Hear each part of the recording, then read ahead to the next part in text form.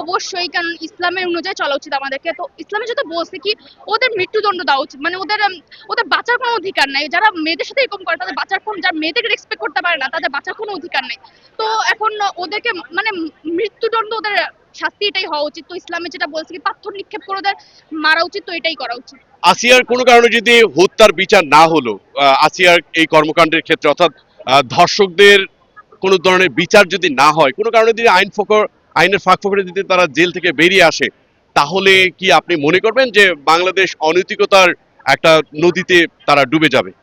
অবশ্যই, মানে শাস্তি পাবে না কেন, শাস্তি পেতেই হবে। আজকে শাস্তির জন্য আমরা এত কষ্ট করতেছি, এখন যদি শাস্তি না পাই তো আমাদের কষ্ট সবার বৃথা।